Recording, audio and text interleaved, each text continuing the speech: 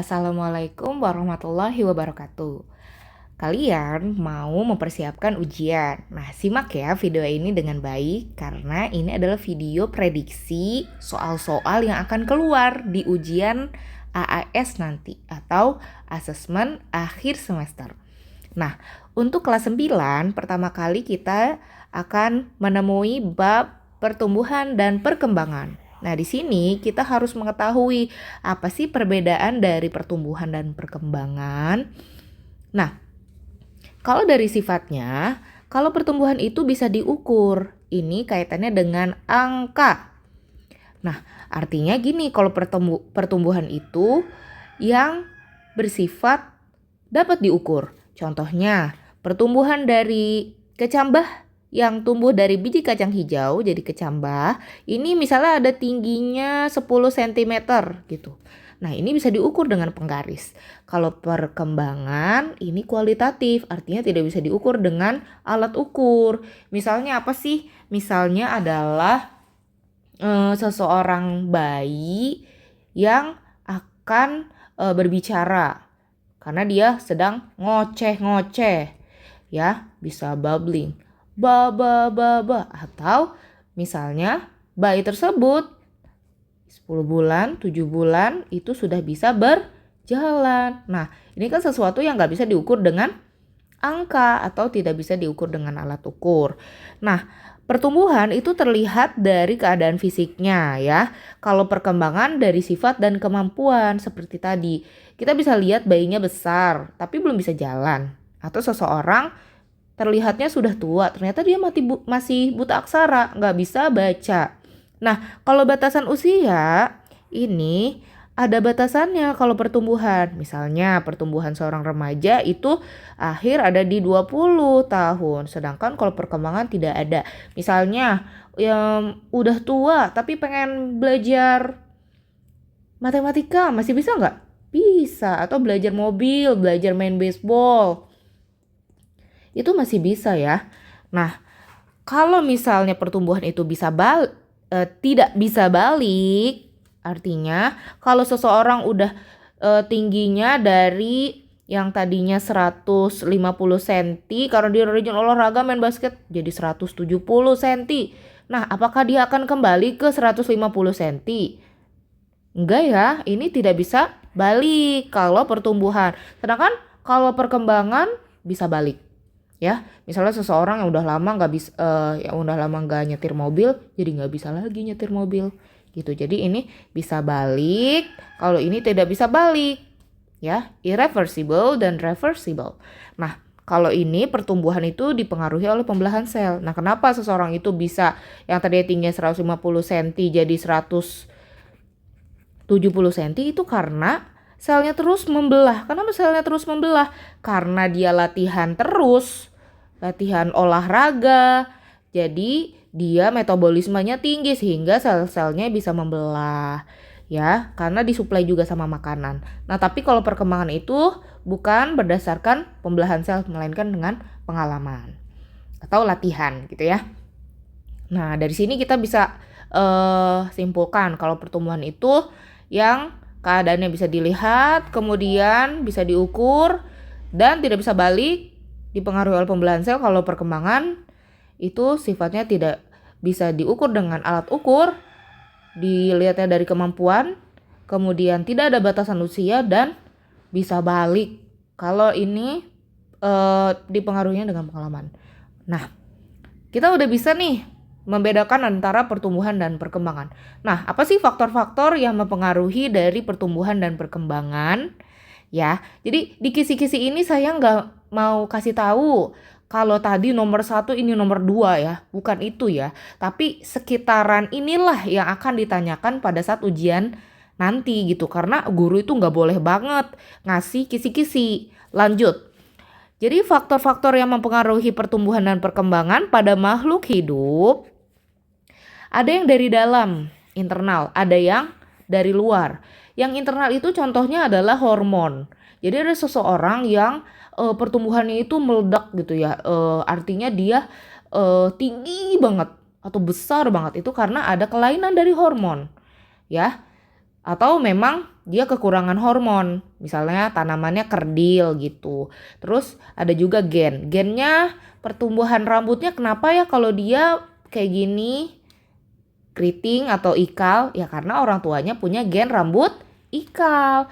Nah, kalau eksternal itu adalah dari pola hidup. Misalnya aktivitasnya tinggi, maka ini akan diikuti dengan pola makan. Kalau misalnya aktivitasnya rendah, pola makannya tinggi, maka pertumbuhannya ya, tumbuhnya bukan ke atas tapi ke samping gitu ya, karena latihannya sedikit, pola makannya banyak gitu. Nah, dari tingkat stres juga nih, kalau tanaman itu bisa kekeringan. Nah, kalau misalnya hewan atau manusia juga bisa dilihat dari kekurangan makanan. Ini kaitannya dengan nutrisi. Ya, kaitannya juga tadi dengan kalau misalnya nutrisinya itu disuplai sama manusia rendah, nah orang itu bisa kena gizi buruk atau stunting. Ya, jadinya apa? Jadinya orang itu gak maksimal perkembangannya atau pertumbuhannya.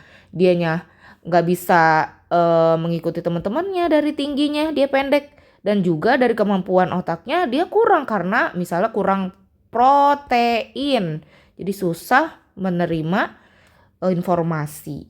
Nah, kalau dari lingkungan fisik misalnya ya, ini tuh dari tanaman itu dari sinar matahari karena tanaman itu kan fotosintesis, jadi sangat dipengaruhi oleh lingkungan fisik. Nah, pertumbuhan juga dipengaruhi lingkungan fisik, misalnya dari geografis. Nah, kalau misalnya orang-orang bule kan biasanya tinggi-tinggi ya. Kenapa? Lingkungan fisiknya beda sama orang yang ada di kita. Lingkungan fisiknya kita tropis, sedangkan di sana subtropis kayak gitu. Nah, itu ada kaitannya dengan pertumbuhan dan perkembangan dari seseorang. Nah, kira-kira ada apa lagi ya? Nah, ini nih. Jadi ini adalah seseorang yang mengalami gigantisme. Dia itu tinggi banget dibanding dengan rata-rata orang. Karena apa? Kelainan dari hormon pertumbuhan. Jadi pertumbuhannya itu raksasa. Ya, gitu.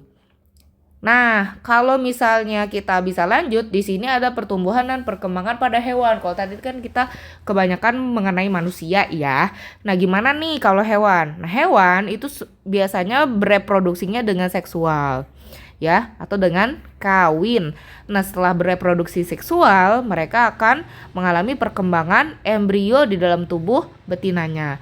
Nah, ada yang di luar tubuh, ada yang di dalam tubuh. Kalau yang di luar tubuh itu dengan cara bertelur, yaitu hewan ovipar mengeluarkan telur sehingga perkembangan embrionya terjadi di dalam telur gitu. Kalau yang di dalam tubuh itu dengan melahirkan. Jadi si embrionya itu di dalam kantong amnion. Nah, boleh nih kita highlight dulu nih bagian ini dari telur. Nah, ada cangkang telur biasanya dari zat kapur. Fungsinya adalah melindungi dari makhluk hidup kecil di dalamnya supaya bisa terhindar dari kedinginan, dari cuaca, dari panas juga. Nah, kalau albumen ini fungsinya adalah untuk pertukaran gas.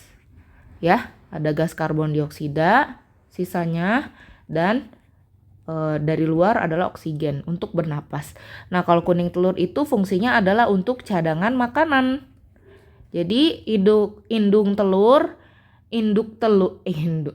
induknya atau orang tua dari ayam misalnya ya, itu enggak serta-merta meninggalkan anaknya dalam telur, tidak ada cadangan makanannya tapi tersimpan dalam kuning telur. Ini ada lemak di dalamnya ya. Kalau kita makan kan enak ya, bagian yang enak tuh.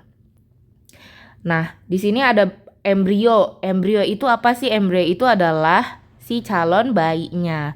Ada tuh namanya balut ya. Balut itu makanan khas mana sih? Nah, itu sebenarnya kalau orang Indonesia nggak boleh, orang Islam itu nggak boleh ya, haram. Kenapa? Karena dia ada mayatnya gitu, ada bangkai disebutnya. Jadi kalau ada yang mau coba-coba karena viral di TikTok jangan ya, karena balut itu nggak boleh sama aturan kita. Nah, amnion itu apa sih? Cairan yang ada di telur untuk bantalan. Kalau allantois itu kotoran sih, atau sisa dari makanannya. Ya, gitu. Ini dari perkembangan embrio pada hewan yang bertelur. Nah, gimana kalau yang di dalam ini nih? Ini seperti manusia ya. Nah, hewan juga ada yang melahirkan dengan cara ini perkembangan embrionya itu di dalam tubuh. Jadi di sini ada plasenta, yaitu yang menghubungkan antara perut ibu dan ini janin embrio. Nah, ini di sini ada pembuluh darah yang warnanya apa ini? Warnanya biru dan warnanya merah. Yang merah itu biasanya yang menuju ke si bayi, sedangkan yang biru itu yang yang menghantarkan sisa-sisanya keluar tubuh.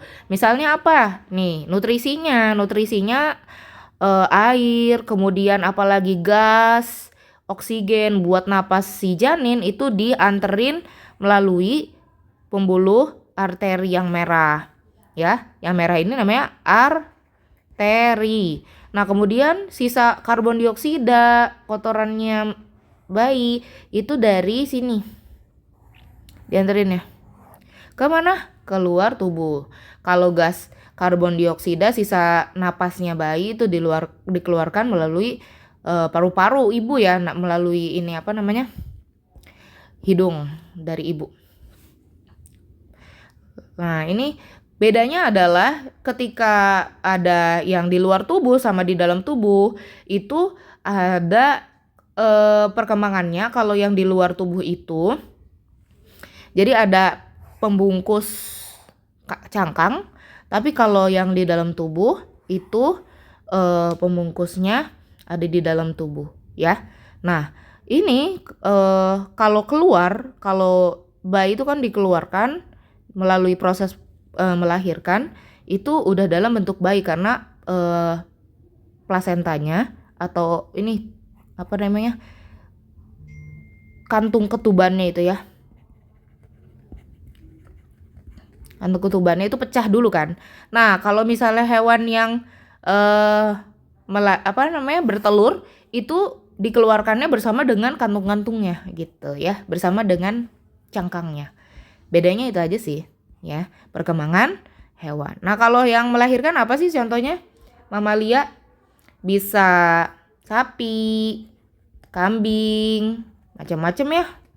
Kalau telur yang bertelur ya katak, terus kura-kura, terus apalagi ayam, bebek.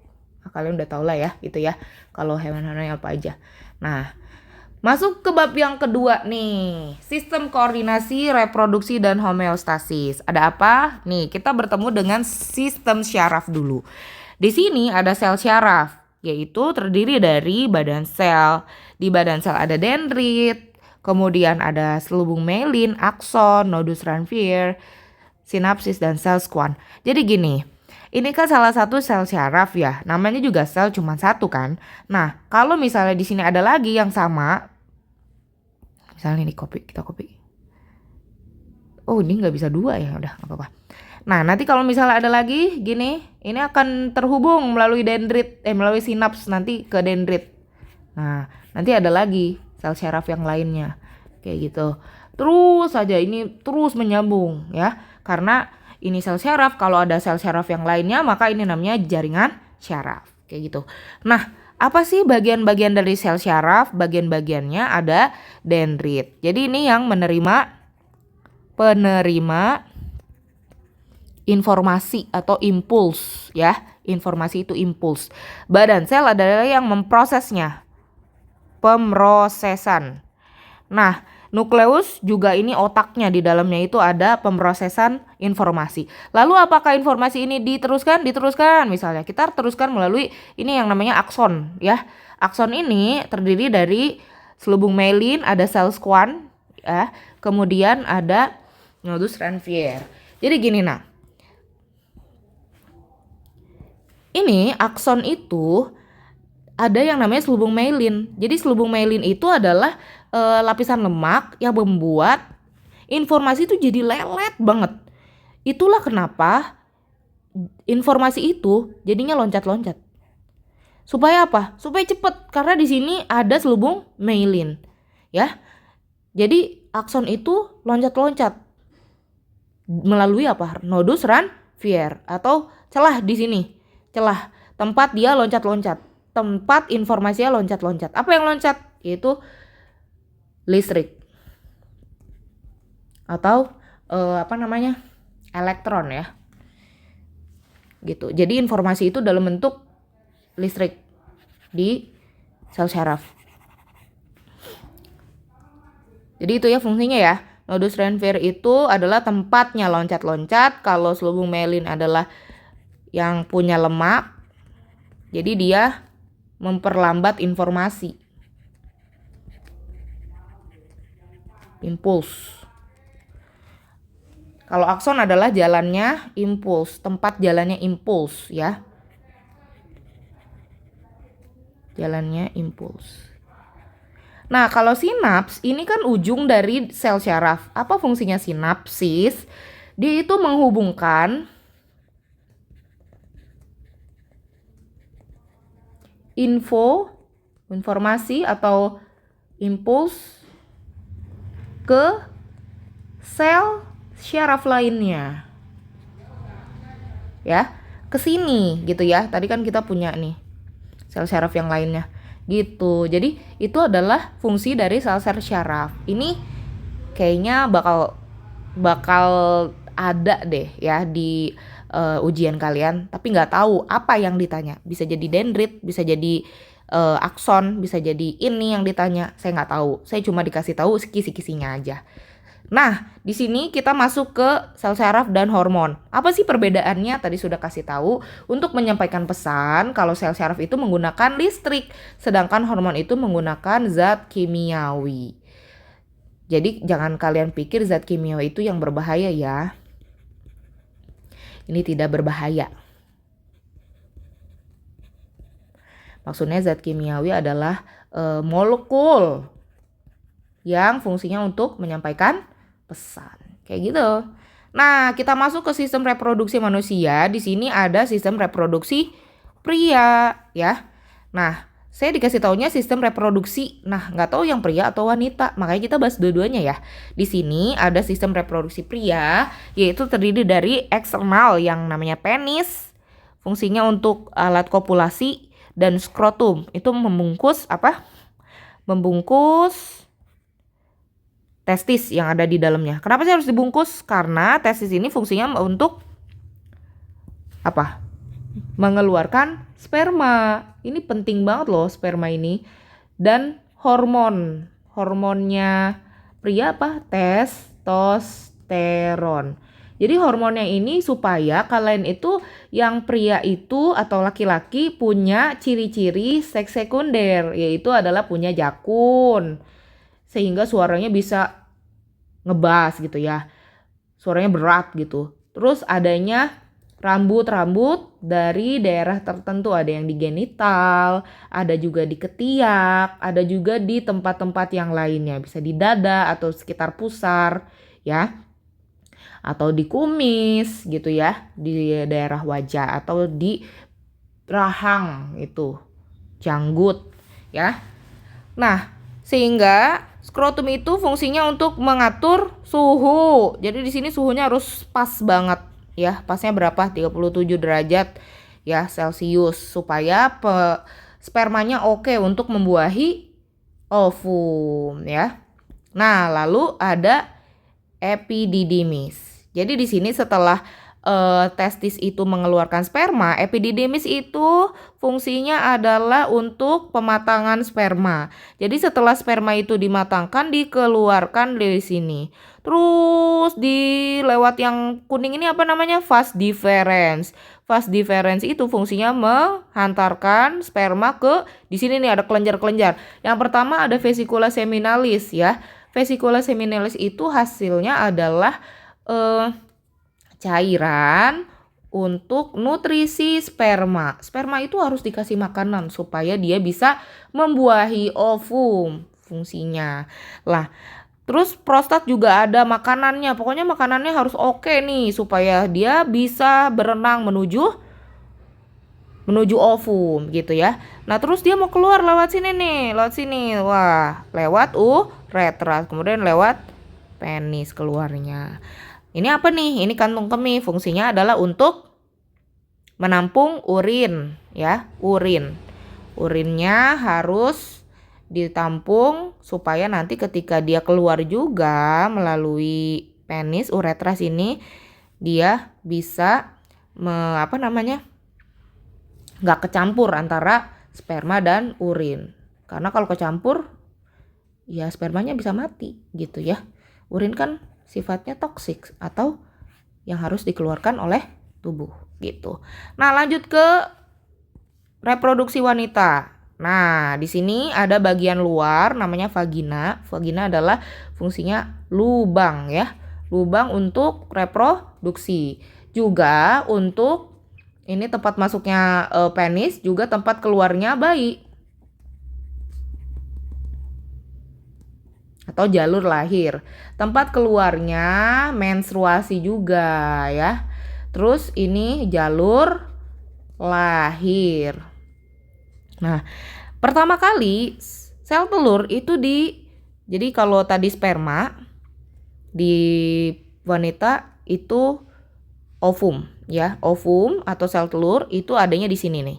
Nah, dia di sini ketika udah matang dikeluarkan melalui ini nih jumbai-jumbainya melalui situ infundibulum, kemudian dia akan ke tuba falopi. Di sini tuba falopi ya. Nah, kemudian dia akan menuju mana? Dia akan menuju bagian rahim di sini untuk ketemu sama siapa? Sama si sperma. Apakah ada tamu?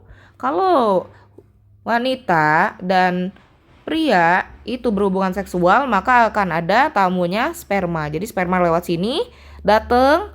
Oh, kemudian dia akan ke daerah sini nih. Ada siapa? Ada sel telur yang sedang menunggu. Lalu ada pertemuan tuh di antara keduanya. Nah, kalau mereka keduanya bertemu, maka akan menjadi zigot. Zigot itu akan ke mana? Akan ke rahim. Dia akan menuju sini. Dia akan terbenam di sini, lalu terjadi perkembangan embrio, ya. Nah, serviks itu mulut rahim. Ya, tadi jelas ya fungsinya uterus atau rahim itu adalah tempat perkembangan janin di sini, ya, tempat perkembangan janin.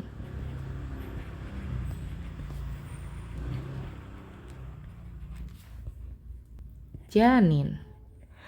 Kalau tuba falopi tempat pertemuan sel telur dan sperma.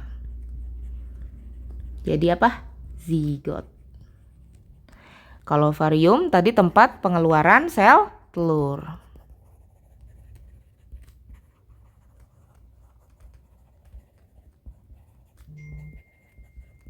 Serviks adalah mulut rahim.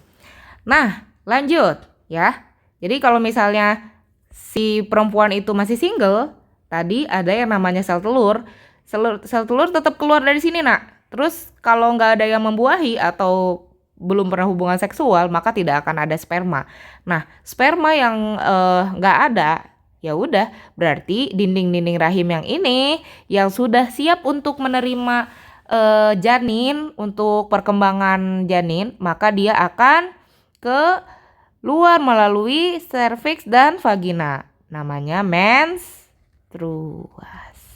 bersama dengan darah gitu. Kenapa sakit? Karena kontraksi atau diperet gitu ya supaya keluar darah gitu. Nah, ada penyakit dari organ reproduksi nih. Ada tiga highlightnya. Ada HIV juga sih sebenarnya. Ya, ada sifilis, yaitu penyakit yang karena bakteri Treponema pallidum. Cirinya ada luka. Di mana? Di area reproduksi dan di mulut. Kenapa ada di mulut juga? Karena ada yang namanya oral sex, ya. Nah, menimbulkan ruam kulit juga. Nah, gonore atau GO ini adalah penyakit yang disebabkan oleh bakteri Neisseria gonorrhoeae.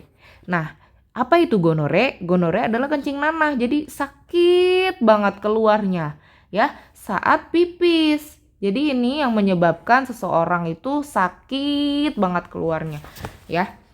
Itu karena yang dikeluarin itu bukan air pipis, tapi nanah. Tahu nanah ya? Nanah itu adalah leukosit yang telah mati gitu, bau. Herpes itu adalah penyakit yang disebabkan virus herpes simplex genitalis. Itu contohnya adalah lepuh di area genital atau area reproduksi dan di mulut. Jadi rasanya tuh kayak yang kebakar gitu tuh. Nah ini ada satu contoh GO, ini pada pria, pada penis, pada mulut penis ya. Di sini ada nanahnya. Dan ini gonore pada wanita. Gonore pada wanita pada vagina. Di sini ada bercak-bercak putih gitu ya. Kenapa ini bisa terjadi? Karena hubungan seksual yang sangat bebas terjadi sama orang-orang yang punya kepribadian yang bukan karena sering jajan gitu ya. Seksual sana sini bebas seksnya. Jadi karena sering hubungan seksual dengan orang-orang yang beda-beda, karena beda-beda kan kita nggak tahu bagian reproduksinya bersih atau enggak, sehat atau enggak, ya. Terus jadinya ada penyakit atau enggak. Tuh, kalau misalnya ada penyakit, nah ini ketularan kayak gini. Nah ini juga bisa menular kepada anak. Ada orang tua yang gonore itu anaknya buta karena infeksi ini gitu.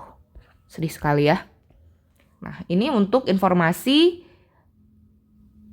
menstruasi pada wanita. Jadi menstruasi pada wanita itu ada siklusnya. Hari pertama darah lagi banyak-banyaknya ya. Darah lagi banyak-banyaknya. Kemudian di sini ada kembali pematangan apa ini namanya? Folikel. Nah, kemudian pematangan folikel itu pada hari ke-14 yaitu lepas. Ya, lepasnya ini namanya ovulasi ya. Ovulasi, lepasnya sel telur. Nah, sehingga pada saat hari ke-14 ini namanya masa subur bagi wanita yang mau punya anak, maka silakan hubungan seksual di masa subur ini setelah menstruasi ke-14, hari ke-14 atau seminggu setelah mens ya. Nah, hari ke-14 itu masa subur sehingga kalau ada sperma itu langsung bisa membuahi ovum karena ovumnya udah lepas dari cangkangnya namanya folikel. Nah, kayak gitu. Nah, ada yang namanya hormon-hormon untuk proses menstruasi. Nah, estrogen dan progesteron fungsinya adalah mempersiapkan menstruasi gitu ya. Nah, ada LH. LH itu memicu ovulasi dan FSH adalah fungsinya pematangan sel telur. Kayak gitu. Nah, sedikit lagi ya. Di sini yang terakhir ada homeostasis ya atau proses penyeimbangan tubuh. Ya. Ada saat kita pengaturan air, yaitu butuh air enggak nih? Pada saat suhu tubuh naik, keringetan. Nah, pembuluh darah itu bikin dilatasi itu artinya melebar ya. Sehingga panas itu bisa keluar melalui keringat.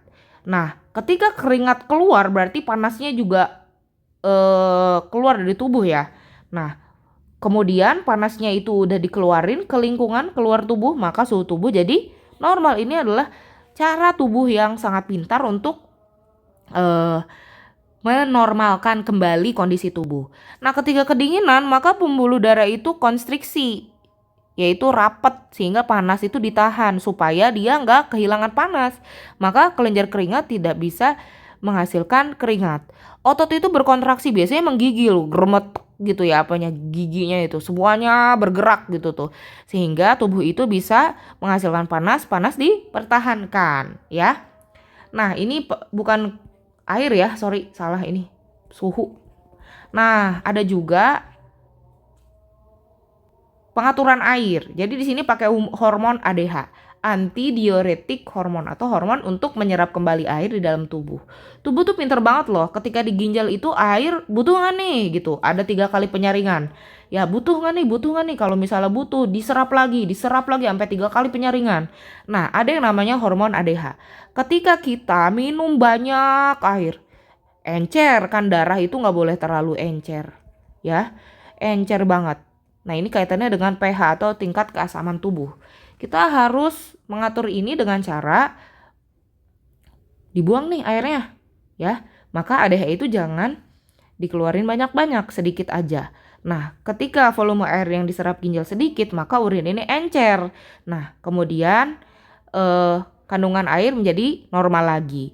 Nah, atau ketika kita konsumsi garam terlalu banyak atau berkeringat, kita terlalu banyak gitu ya keringetannya, maka kan jadi haus, maka kandungan air ini rendah. Biar kita nggak kekeringan di dalam darah kita, tubuh kita, maka pituitari atau bagian dari otak itu mengeluarkan banyak hormon ini ADH.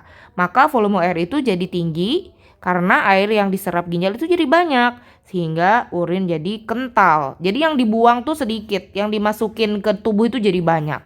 Nah, makanya darah jadi normal lagi, di kandungan airnya tuh jadi normal lagi. Nah, sebenarnya adalah satu lagi sih, tapi coba kalian itu ya, satu lagi itu pengaturan gula. Biasanya orang diabetes itu terganggu pengaturan gulanya. Kenapa? Karena insulinnya terganggu. Ya, gitu. Coba satu lagi aja itu ada di buku. Ya, silakan disimak. Terima kasih telah menyimak. Sampai sini kita akan ke part 2 untuk yang fisikanya, yaitu di bagian tekanan dan listrik magnet ya. Sekian dari saya, terima kasih. Wassalamualaikum warahmatullahi wabarakatuh.